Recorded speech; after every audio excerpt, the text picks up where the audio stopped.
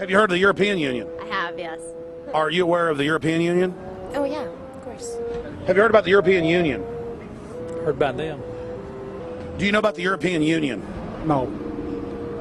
Europe, 15-member group expanding? A what? 15 nations of Europe merging in 2000. Whatever. For over 50 years, the Bilderberg Group constructed the European Union by stealth under the guise of trade deals. Now the elite are using the same secretive program to complete the North American Union. But this time, superstate integration is on the extreme fast track. International agreements like NAFTA, GATT, and APEC were just stepping stones in the formation of the NAU. The North American Union was officially born at Baylor University in Waco, Texas, on March 23, 2005. The leaders of the United States, Mexico, and Canada told the press that they were only meeting to discuss trade. It soon leaked that a secret meeting had been held during the Security and Prosperity Trilateral Summit. The three governments had refused to release the secret agreement to the people. In September of 2006, their treasonous operation was blown wide open. From September 12th to September 14th, in Banff, Canada, hundreds of elected and appointed government leaders from Canada, Mexico, and the United States met in secret. On the last day of the conference, someone inside the secret North American Union Forum leaked the agenda. The front pages of newspapers across Canada carried the story. The Judicial Watch Foundation submitted Freedom of Information Act requests to obtain the full agenda and minutes of the secret assembly. Many federal agencies refused, citing national security. The foundation finally succeeded and did receive thousands of pages of documents. The documents marked unclassified are the blueprints of a shadow government ruling by bureaucratic and executive fiat.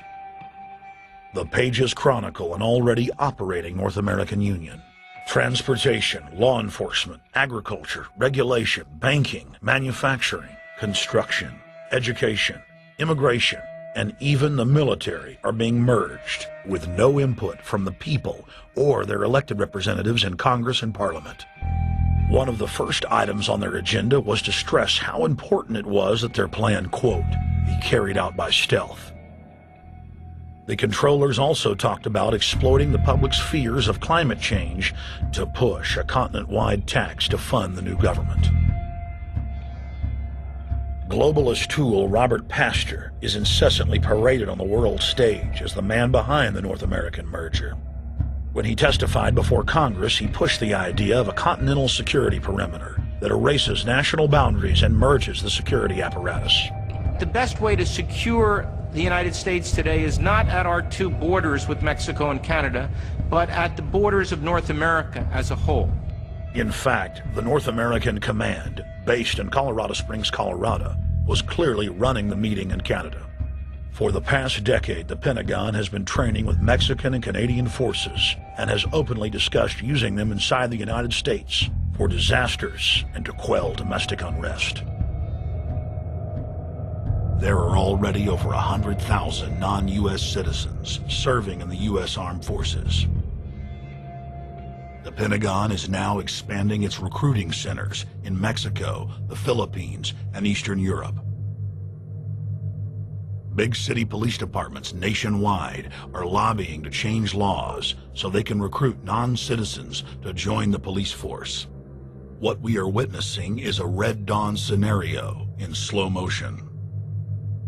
Tyrants throughout history have brought in foreigners to oppress their domestic populations.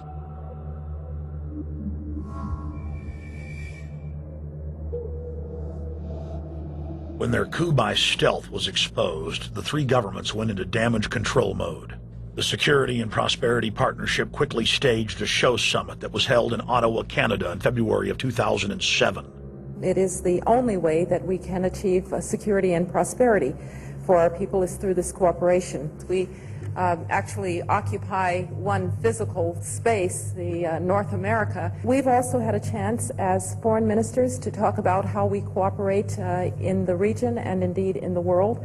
Protesters who were upset about losing their countries and freedoms were not tolerated. A couple of weeks ago, an Al-Qaeda supposed. Whatsoever, the Security and Prosperity Partnership has been signed without any sort of parliamentary debate. Globalist publications have been open with their frustration that the population has not bought their latest PR stunt.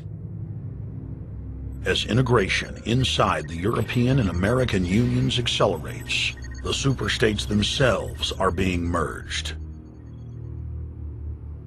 On April 30th, 2007, a summit was held at the White House.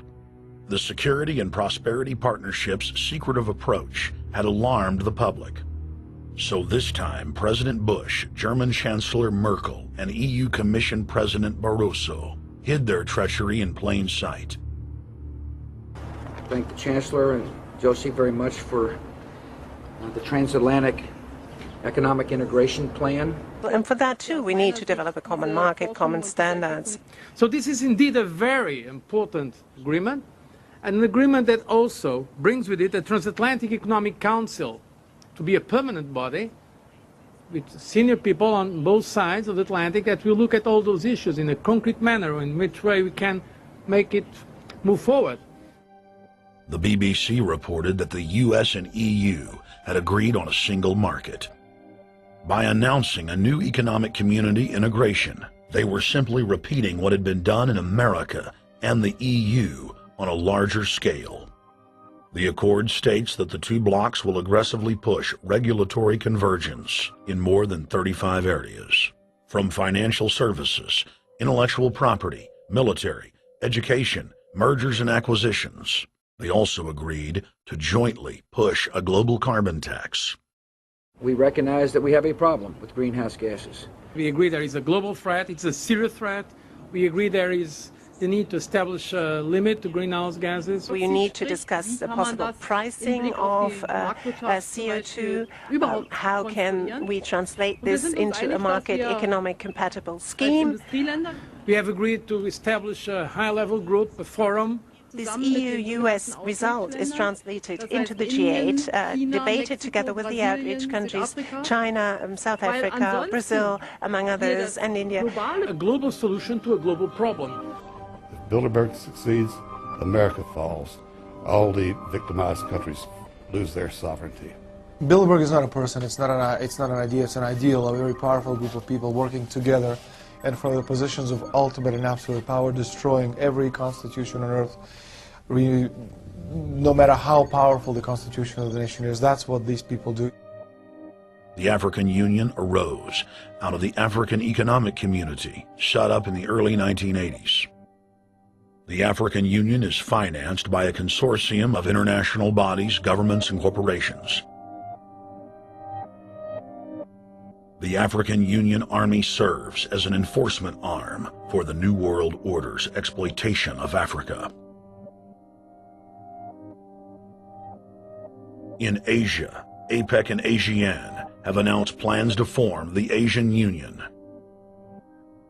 consisting of Asian and Pacific nations, having more than 3 billion people within its borders.